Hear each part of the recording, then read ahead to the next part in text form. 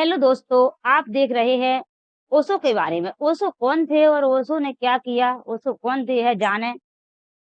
ओशो ओशो जिनका असली नाम चंद्रमोहन जैन था, एक भारतीय दार्शनिक, विचारक और आध्यात्मिक गुरु थे, जिन्हें आचार्य रजनीश और भगवान श्री रजनीश के नाम से भी जाना जाता है।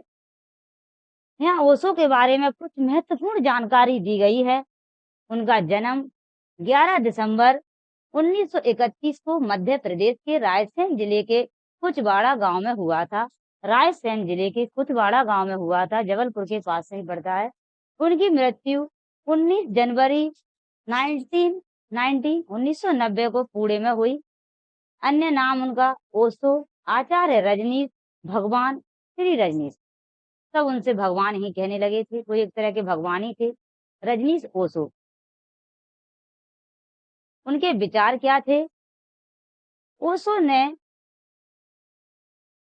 ओशो ने पारंपरिक धर्म और समाज के रूढ़िवादी विचारों की आलोचना की और ध्यान, प्रेम और व्यक्तिगत स्वतंत्रता पर जोर दिया। उन्होंने ओशो ने पारंपरिक धर्म और समाज की रूढ़िवादी विचारों की आलोचना की।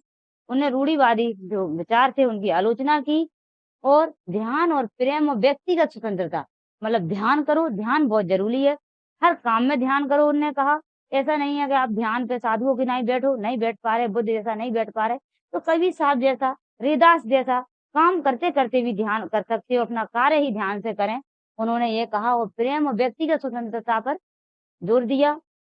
ओशो ने भारत में पुणे में एक आश्रम स्थापित किया, जो बाद में ओशो इंटरनेशनल मेडिटेशन रिसोर्ट के नाम से जाना गया। उनकी जिंदगी में विवाद क्या थे?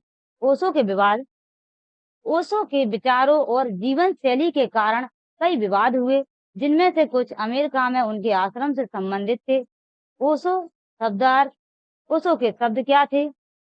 ओशो लैटिन भाषा के शब्द ओशोनेट से लिया गया है, जिसका अर्थ है सागर में विलीन होना। ओशो जो शब्द दिया है, ओशो ओशो एक लैटिन भाषा का शब्द है।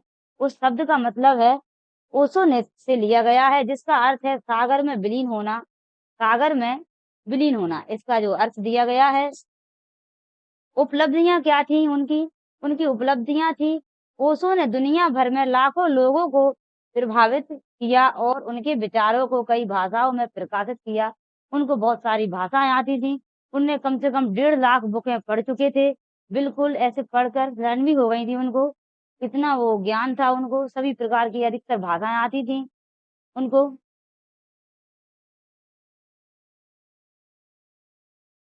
ओशो क्या अंतिम समय कहाँ था उनका? ओशो ने अपने अंतिम समय में ओशो नाम का प्रयोग किया।